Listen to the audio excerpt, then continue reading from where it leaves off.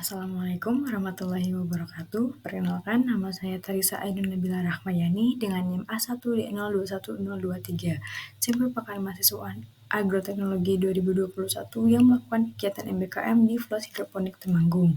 Berikut ini merupakan rangkaian kegiatan yang kami lakukan di Flos Hidroponik Temanggung. Berikut ini merupakan mata kuliah yang dikonversi selama ber-MBKM. Untuk kegiatan yang pertama yaitu budidaya buah dan sayur di Flos Hidroponik. Budidaya melon pada greenhouse yang pertama yaitu dengan persiapan tanam berupa pewadahan media tanam berupa kokopit yang dimasukkan ke dalam polybag. Untuk media tanam yang sebelumnya sudah digunakan, diayak terlebih dahulu untuk menghilangkan sisa-sisa akar, lalu dimasukkan ke dalam polybag. Setelah itu, dilakukan sterilisasi greenhouse, pengocoran AB mix pada media tanam, pemupukan dasar, serta pemasangan tali. Untuk pemeliharaan tanaman, yang pertama itu dengan pembuatan larutan stok berupa larutan A dan juga larutan B pada wadah yang terpisah.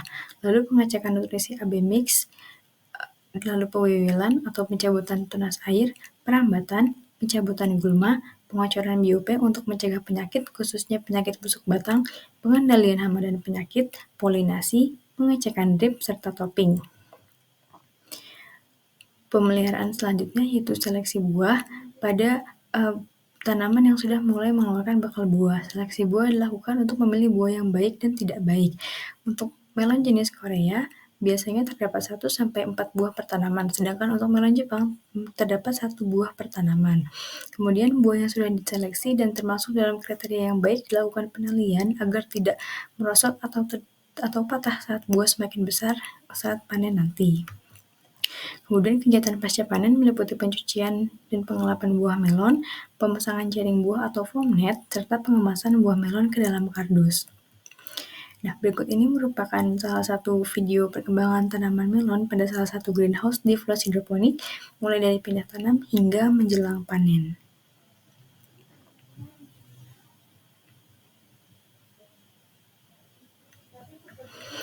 Kemudian ada pemeliharaan tanaman tomat yang meliputi kegiatan pewiwilan, seleksi buah, perambatan, serta pengendalian hama dan penyakit. Kemudian kegiatan selanjutnya yaitu pasca panen cabai di Flos Hidroponik.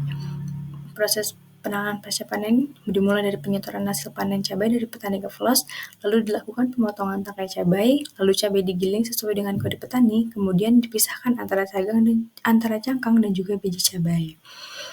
Biji cabai yang sudah dipisahkan lalu dicuci dengan deterjen, lalu direndam dengan kunyit sebagai anti jamur, lalu biji dijemur dengan dikering anginkan, kemudian disortasi menggunakan kipas untuk memisahkan benih yang baik dan tidak baik, lalu diambil sampel benih yang akan diuji berupa 100 buah benih dan dilakukan uji daya kecambah.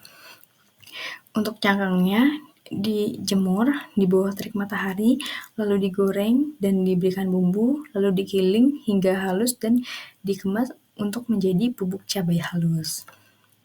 Kegiatan selanjutnya yaitu budidaya kopi sebagai tanaman industri dan bahan entres di BBP Medari Temanggung. Klon kopi yang tersedia di BBP Medari yaitu ada 6 klon, yaitu BP409, BP936, BP534, BP358, BP939, dan SA237. Perbanyakan entres kopi di BBP Medari meliputi 2 metode. Yang pertama yaitu metode stack dengan pemotongan cabang produksi, lalu peruncingan bagian bawahnya, lalu hasil peruncingan tersebut direndam pada ZPT untuk menghindari kekeringan dan memacu pertumbuhan akar, lalu dilakukan penanaman di polybag. Kemudian metode yang kedua melalui sambung kopi dengan step yang pertama yaitu pembelahan batang bagian bawah yang berupa batang dari klon BP308, kemudian penyambungan atau penyisipan entresnya berasal dari klon apa saja kecuali klon BP308. Lalu hasil penyambungan atau sisipan tersebut diikat menggunakan tali lalu ditutup menggunakan plastik. Untuk pemeliharaan entres meliputi kegiatan sanitasi, penyiraman, pemupukan, serta penyungkupan. Penyungkupan dilakukan untuk menjaga iklim mikro entres. Penyungkupan dilakukan selama 1 bulan, setelah itu sungkup dibuka untuk disiram dan dibuka 2 minggu sekali secara rutin untuk terus disiram secara rutin dan dikendalikan gulmanya serta untuk mengecek keadaan entres di dalam sungkup. Kemudian pendistribusian interest kopi meliputi pemasangan sertifikat, lalu untuk interest yang sudah dipasang sertifikat dikemas di dalam kardus, lalu dibungkus menggunakan dilapisi koran dan juga plastik, lalu dibungkus dengan kardus dan diberikan identitas di atas kardusnya untuk agar para petani mengetahui klon apa yang didapatkan dan berapa jumlah klonnya. Kemudian penanaman kopi produksi pertama meliputi pengukuran lubang tanam dan jarak tanam. Lubang tanamnya berukuran 60 x 60 dengan kedalaman 60 cm dan jarak tanamnya 2,5 x 2,5. Kemudian dibuat lubang tanam dan penyobekan dan lubang tanam tersebut didiamkan selama sekitar 3-4 bulan sambil diberikan pupuk kandang. Nah, lalu setelah 3-4 bulan mulai bisa ditanam tanaman kopi. Kemudian pemeliharaannya meliputi pembuatan rorak, yaitu berupa semacam lubang sepanjang 1 meter, yang dimana tempat untuk melakukan pemupukan dan juga menampung air. Nah, kemudian pemeliharaan juga meliputi pemupukan yang dilakukan dalam satu tahun itu 2 kali pada awal musim hujan dan akhir musim hujan.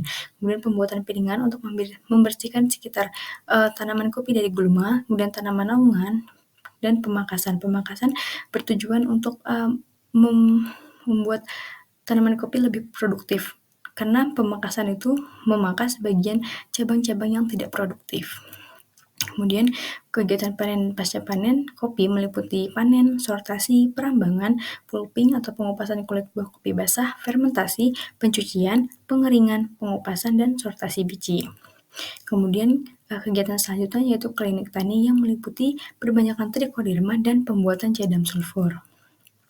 Perbanyakan trikoderma menggunakan media bahan jagung yang pertama dengan pencucian jagung, lalu pengukusan pertama selama 20 menit, lalu jagung dikemas dan dikemas sebanyak 200 gram, lalu pengukusan yang kedua selama 30 menit, lalu didinginkan. Setelah didinginkan melakukan persiapan penanaman isolat menggunakan jarum ose. Lalu setelah isolat ditanam di dalam jagung, plastik ditutup lalu disimpan di dalam kulkas.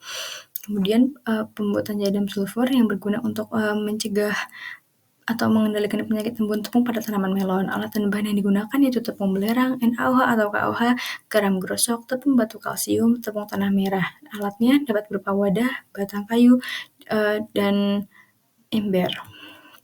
Kemudian pembuatan cadam sulfur dengan memasukkan bahan-bahan tersebut ke dalam ember, kemudian ditambahkan air pertama sebanyak 2,5 liter, diaduk hingga berwarna kemerahan, lalu ditambahkan air kembali sebanyak 1,6 liter dan diaduk kembali hingga kemerahan, lalu dibiarkan selama 24 jam dalam wadah tertutup. Kemudian kegiatan selanjutnya yaitu budidaya bawang merah pada lahan marginal berupa tanah ultisol dan tanah pasir. Persiapan tanam bawang merah pada tanah ultisol pertama dengan pengambilan sampel tanah marginal, kemudian persiapan benih, persiapan alat dan bahan berupa tanah ultisol, arang sekam, pupuk kandang, dan juga kapur dolomit, kemudian pengemburan tanah ultisol, pengecekan pH, penimbangan dolomit, kemudian pencampuran media tanam dan pemberian perlakuan berupa kapur dolomit. Dengan perlakuan pertama sebanyak 250 gram kapur dolomit dan perlakuan yang kedua yaitu 500 gram kapur dolomit per polybag. Kemudian didiamkan selama 1 minggu, lalu diberikan pupuk kandang, lalu dimulai ditanam bawang merah dan disiram setiap hari. Dan berdasarkan hasil pengamatan, perlakuan yang memberikan pengaruh terbaik adalah perlakuan kedua dengan perlakuan dolomit sebanyak 500 gram per polybag. Perlakuan kontrol dan perlakuan pertama memiliki pengaruh yang berbeda nyata pada pemberian dolomit. Hal tersebut menunjukkan bahwa pemberian dolomit pada tanah ultisol berpengaruh baik terhadap pertumbuhan bawang merah. Kemudian budidaya bawang merah di tanah pasir. Yang pertama adalah persiapan tanam berupa tanah pasir, arang sekam, dan pupuk kandang. Kemudian pencampuran media tanam, persiapan media tanam, penanaman, dan juga pemberian perlakuan berupa NPK. Untuk perlakuan pertama 25 gram NPK per polybag dan perlakuan yang kedua 50 gram NPK per polybag. Lalu dilakukan penyiraman setiap hari. Berdasarkan hasil pengamatan dengan media yang sama, perlakuan 2 dosis pemberian NPK 50 gram per polybag menghasilkan pertumbuhan terbaik dibandingkan kontrol dan perlakuan 1. Perlakuan 1 berbeda nyata dengan kontrol. Dengan demikian, penambahan dosis pupuk NPK hingga 50 gram per polybag pada budidaya bawang merah di lahan pasir memberikan pengaruh yang nyata terhadap pertumbuhan tanaman. Sekian presentasi dari saya, kurang lebihnya mohon dimaafkan. Terima kasih. Wassalamualaikum warahmatullahi wabarakatuh.